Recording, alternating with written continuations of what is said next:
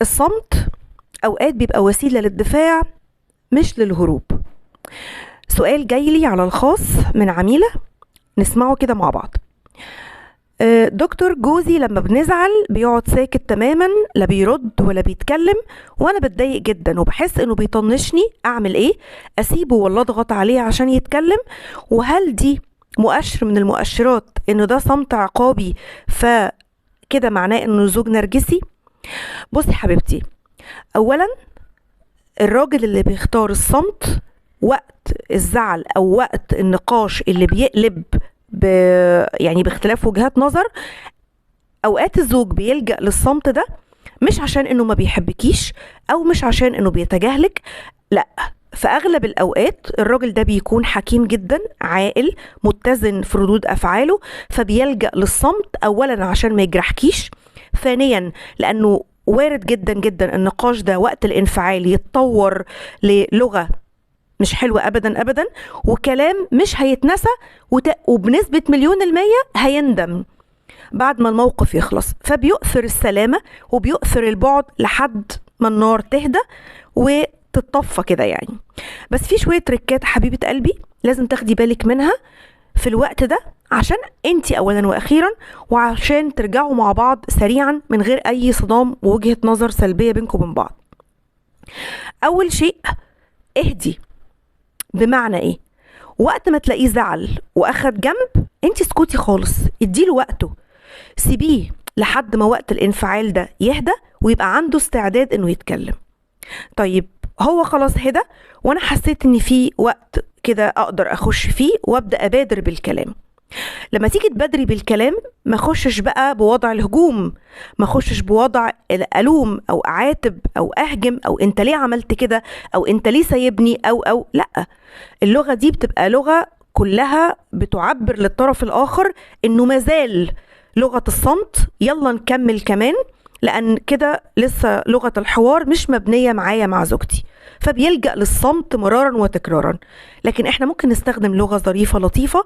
حبيبي، انا سبتك لحد ما هديت، اعتقد ان الوقت ده بقى وقت مناسب، احنا محتاجين، انا حاسس ان انت زعلان او حاسة ان انت زعلانة، احنا محتاجين نقعد نتكلم مع بعض عشان نفهم من بعض ونفهم بعض ونقرب من وجهة نظر بعض، مش نبعد عن بعض.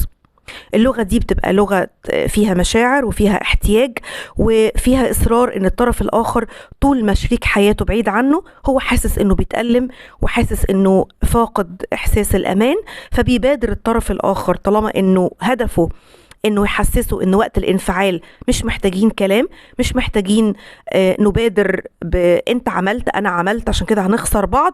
فالطريقة دي بطريقة مناسبة جدا وملائمة. أول ما يبدأ يرد عليكي ويتكلم، أرجوكي، أبوس إيدك، أتوسل إليكي، اقفلي بقك، ما تتكلميش، ما تدافعيش عن نفسك، ما تبرريش، ما تقوليلوش اصل انا كان قصدي، اصل انا كنت بقول كذا عشان انا كنت مستنيه منك كذا، اصل انت فاهمني غلط. لا، ارجوكي خدي وقت الانصات تماما، اسمعيه، بس اسمعيه بكل جوارحك، اسمعيه بعقلك واسمعيه بقلبك واسمعيه يعني بفكرك المستنير كده. اتمنى من الله سبحانه وتعالى يعني انت لما هتسمعي هتفهمي، ولما تفهمي هتعذريه وتقدريه، ووقت ما تعذريه وتقدريه هتعرفي هو بيلجأ للغة دي ليه.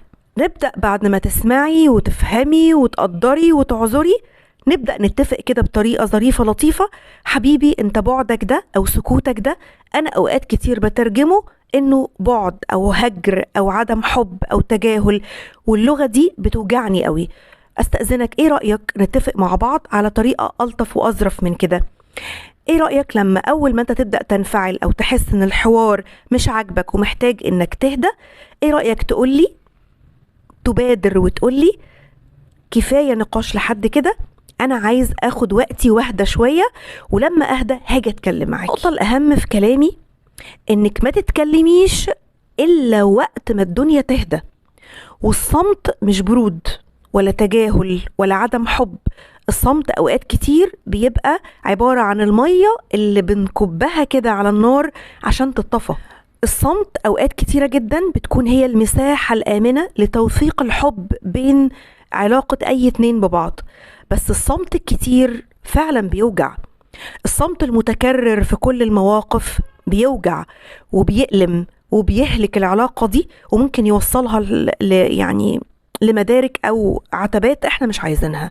فيجب أن نبادر وقت ما نحتاج للغة الصمت دي، نبادر سواء الزوج أو الزوجة بالتلفظ إن أنا في وقت انفعال، وأنا ما بحبش أتكلم في وقت الانفعال ده، أنا محتاج وقت عشان أهدى. اما بقى انك تقولي لي ان ده صمت عقابي وده زوج نرجسي، في فرق كبير بين وقت الصمت الصحي اللي بين الزوج والزوجة، اللي وقت ما الطرف الاخر بيجي يلجأ لاستدامة الحوار تاني، الزوج او الزوجة بينخرطوا وبيرجعوا تاني بسلاسة، بس عندهم شرط للرجوع تاني في الحوار، ان يكون الحوار هادي وبدون تراشق بالألفاظ او باسلوب الحاد اللي بيوصل للطرف الاخر انه اتهام او نقد او لوم او عتاب مش في محله. اما الصمت العقابي ده بيبقى ده وقت طويل، بتوصل ممكن نوصل لأسبوع 2 3 شهر، الوضع تاني صعب جدا. ففي فرق كبير من الصمت الصحي اللي بنقدر نحدده ونتحكم فيه، وبين الصمت العقابي اللي بيلجأ له الطرف الغير سوي أو في علاقة غير سوية لهدفه عقاب الطرف الآخر، وإنه يسيطر عليه أو يهيمن على العلاقة دي بالكامل، عشان يبقى رهن إشارته ورهن تنفيذه لأي أمر هو الطرف التاني غير قادر عليه. فنبدأ نفرق ما بين الاتنين. نصيحتي ليكي الزوجة اللي بتسمعني أو أي زوجة في مكانك أو حتى زوج، اتعلمي لغة صمت شريكك، اعرفي هو الهدف من صمته ده يوصل لك رسالة ايه، وخلي دايما ان الصمت ده اتفقوا مع بعض ان يكون مساحة او وقت مستقطع وبسيط مش كبير. دوام الحب او العلاقة اللي بتبقى مبنية عن الحب عشان تستديم فيها لغة الحب ده محتاج امان، محتاج احتواء، محتاج ثقة، محتاج لغة حوار عشان يفضل دايما لغة الحب دي مستديمة بينكم. ربنا يا رب يعمر كل البيوت، وأتمنى من الله سبحانه وتعالى انك تكون وصلت لك رسالتي وتستخدميها بتعقل وبحكمة. باي باي.